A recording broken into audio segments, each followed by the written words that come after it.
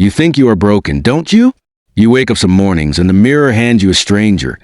You remember who you used to be and feel like that person belongs to another life, another set of choices, another luck. You carry shame like a weight in your chest, a quiet, persistent ache that whispers you a mistake, the weak one, the one who couldn't keep promises to yourself. You measure your worth in outcomes, jobs lost, loves ended, plans that unraveled, and you let those outcomes write the story of who you are. Imagine for a moment that every broken thing inside you is not evidence that you are damaged beyond repair, but evidence that something inside you is being reshaped. Imagine that the cracks in your heart are not wounds meant to define you, but seams where something new will be stitched together. There is a force at work in the quiet parts of your life. In the nights when the world feels too loud, and the days when you are sure the noise will swallow you whole. That force is not punishment. It is preparation. When life strips away what you thought you needed, it is not trying to teach you a lesson in futility. It is giving you the raw materials to build something truer. The person who stumbles, who loses, who cries in the dark, this person is not less. This person is in formation. The clay of you is being kneaded. The marrow of you is being tempered. You are not broken. You are becoming. Every no you've heard is not a door closing to silence you forever. It is a rehearsal cue, an act in a longer play. Each failure is a rehearsal, not the performance. Each mistake is an audition for the part you were always meant to play. And the script keeps changing so you can finally say your lines with conviction. When you fall, you learn which joints need strength, which muscles need training, which parts of your character need honesty. The bruise teaches balance. The betrayal teaches boundaries. The sleepless night teaches endurance. The embarrassment teaches humility and the rare, sharp gift of perspective. You learn that perfection is a myth sold to keep people small. You learn that the real test is whether you will show up again, raw and imperfect, when the bright lights return. Think of every great river you have ever seen. It did not cut through rock by pleading with it, by begging for the path to be easier. It cut through by persistence. It flowed. It found a way. It didn't rush itself into a canyon overnight. It was patient, relentless, and persistent. Your growth is not a disaster to be avoided. It is a river finding its channel. The storms you face are not signs that the sky hates you. They are part of the weather that sculpts the landscape into a place where rivers can run true. There is a season for falling apart, and there is a season for coming together. Both are necessary. Both are holy in their own hard way. The rawness you feel now is the preparation for your clarity. The solitude you dread is the silence where your own voice regains volume. When people tell you to move on, they sometimes forget that moving on doesn't mean erasing what happened. Moving on means carrying those events with you like cargo that taught you how to pack lighter and travel wiser. When you carry your past as a trophy of survival, it becomes a compass for the next chapter. Not a chain that drags you down, but a light that helps you choose which parts of yourself to tend and which to let go. You are permitted to mourn and still aim for joy. You can grieve what you lost and still hold a hand out to what is coming. This is a paradox of becoming. It asks you to step forward while holding your scars like a map. Do not let anyone tell you that because the map is messy, you must stay where you are. The map is messy because you've been alive. You have touched things, broken things, been broken by things. And in doing so, you have learned which paths are traps and which are honest ways forward. There is wisdom in the bruise. The lesson that reconciliation with yourself often starts with compassion for the child who made the decisions that once kept them safe. You forgave them then for the only reasons they knew. Now forgive them fully, not to condone the harm that was done, but to unlock the energy you need to build a new life anchored in truth rather than defense. To forgive is not to forget. To forgive is to take back your power and use it to craft a life that would make that younger version proud. You have been trained by pain to prioritize survival. Now train yourself to expand into thriving. Survival is reactive. Thriving is intentional. Survival gets you breathing. Thriving gives you breath with meaning.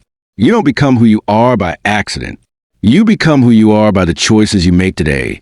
Tiny acts of courage stitched into the fabric of ordinary days. Small decisions compound. The quiet discipline of showing up, of setting boundaries, of saying no to what dulls you and yes to what sharpens you. That is how you assemble a life of integrity.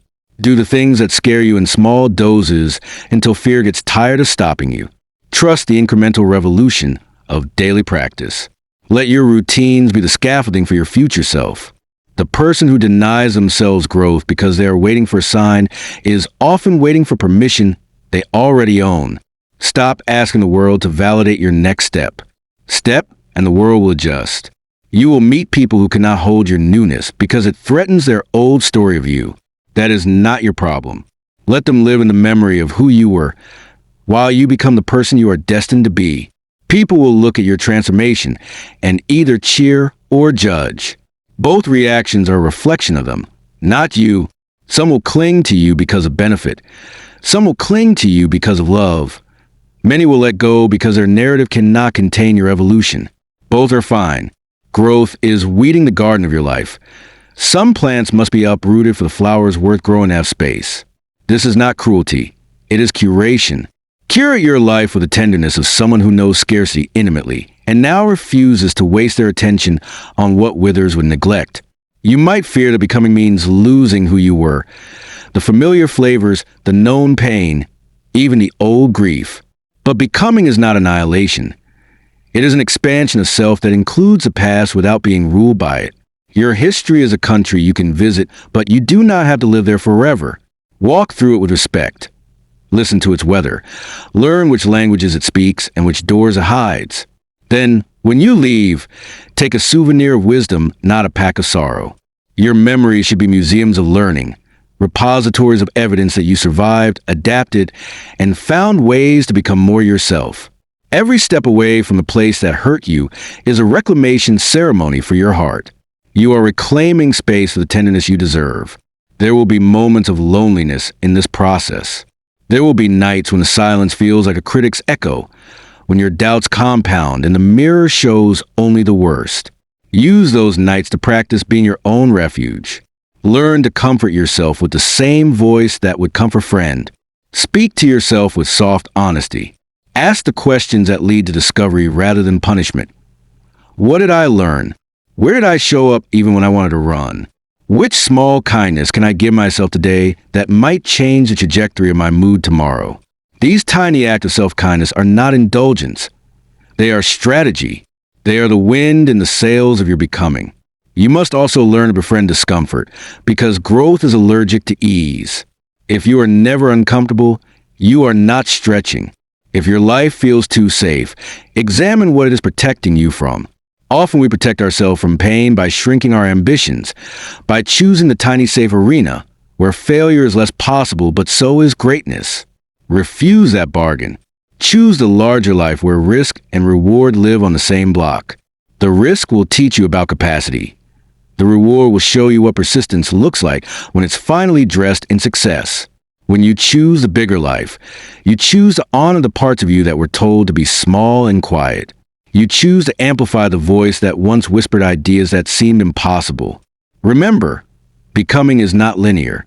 You'll take 2 steps forward and 1 step back, sometimes 5 steps back. There will be plateaus where nothing seems to change for months, and sudden leaps that make you dizzy with gratitude. All of it is necessary. Growth is not a straight line. It's a spiral, meaning you circle similar themes, but each time you come back you are higher, more rested, more skilled. When you feel like you are back at the beginning, know that you are circling closer to mastery. The universe is not testing you to break you. It is inviting you to mature. If you keep repeating the same lessons, change your method, not your shame. Ask for help. Read different books. Find a mentor who has mapped the territory you now walk. The resources you need often exist outside the habits you formed in survival mode. Reach for them. Act like you are the parent your younger self needed. Protect them, encourage them, teach them to speak kindly to themselves, and model a life where mistakes are data, not identities. Be the adult who says, yes, we messed up. Now here's how we move forward. If you treat yourself like an apprentice and not a convict, you will give yourself the space to fail forward. Failure forward is the art of using each misstep as a lesson, not a verdict. You'll be amazed how quickly competence accumulates when you stop ruminating and start iterating. Let your purpose be the North Star that guides you through the fog of transition. Purpose does not have to be a grand mission stamped on your chest. It can be the small, steady things that matter to you. The way you show up for a friend, the care you give to your craft, the commitment to one tiny habit that aligns with your values. Purpose gives pain meaning.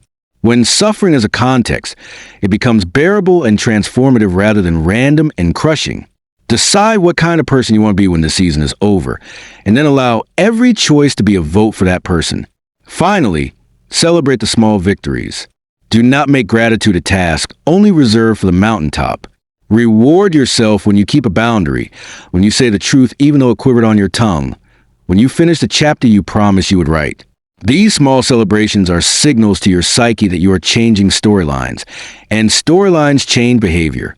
The more you notice your growth, the more growth notices you and accelerates. You are not a collection of broken parts to be discarded. You are a work in progress that is worthy of patience, respect, and fierce love. You were never meant to be whole in the way the world tells you whole should look. Polished, unscarred, effortless.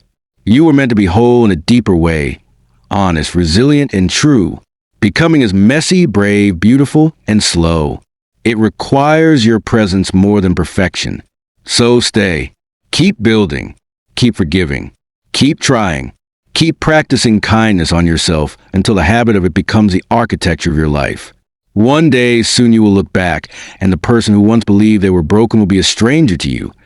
And that stranger will be smiling with the quiet pride of someone who finally understood that becoming was the only real destination worth traveling.